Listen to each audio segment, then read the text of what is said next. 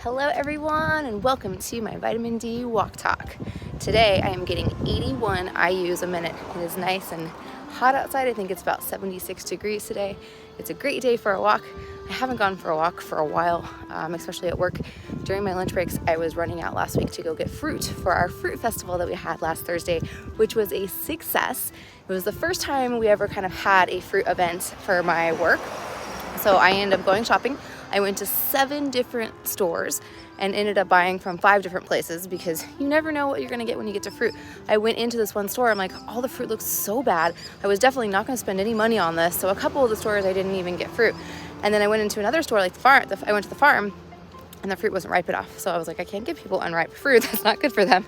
But I ended up getting 21 different varieties of fruit for a little under $200. And my budget was about $200. So it ended up working perfectly. And it also made me realize that I kind of want to do this as a side gig.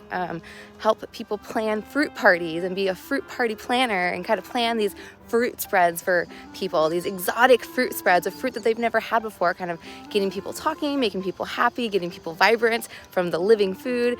So it was great. I loved having the fruit festival last Thursday. A lot of people loved it so much they want me to continue to do it maybe every season. It was a lot of work. It was a lot of work for me to do, especially driving to all the places. It took about 2 hours for me to set it up and prep it and chop everything in the morning. So it just took a lot of time away from my actual job.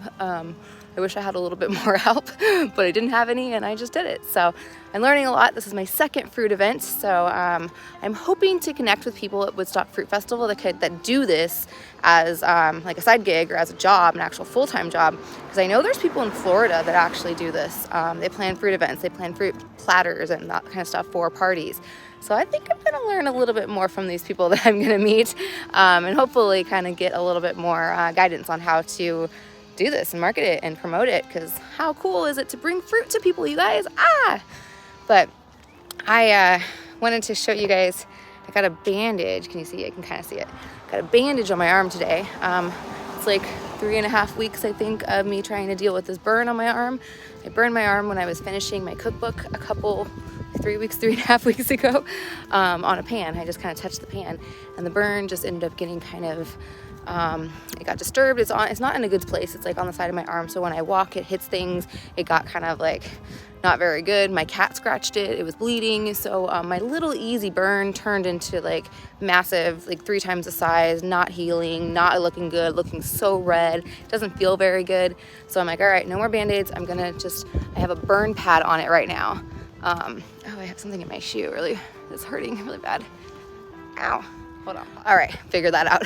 I grabbed the wrong shoes this morning because I buy like the same shoes over and over and I just hadn't recycled them and I need to recycle them. So these are my old ones with holes in them. And apparently there's like rocks in them because I just got a rock in my heel, but good to go. They're just a little old. I guess it's totally fine just to walk on my path. Totally fine. But I wanted to kind of bring up another study that I listened to.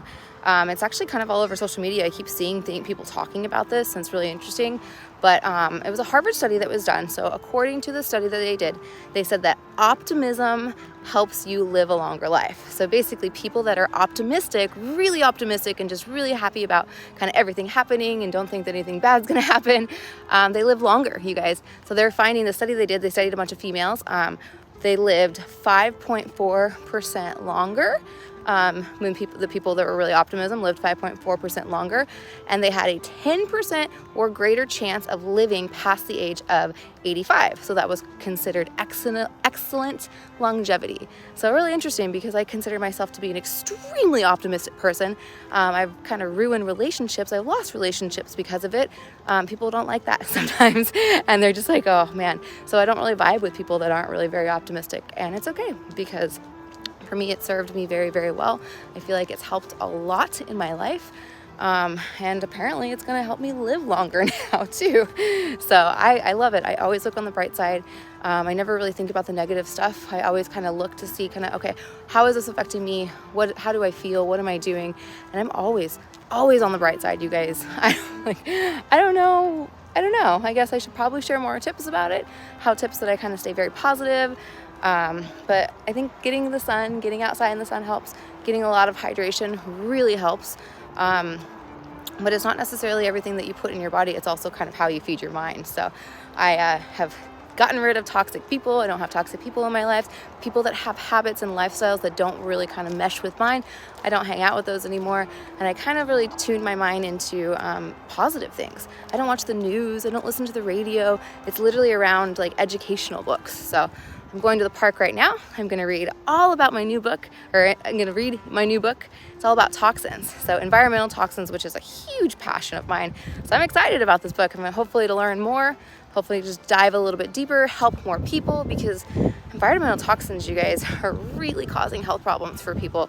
And we don't know that this is the root cause because it's something that we haven't really ever been taught. It's not something doctors talk about all the time, of the pesticides on the food and the air quality and your air quality inside your house and the mold issues and the chemicals in your makeup. Doctors don't talk about this, but this stuff really actually affects your health.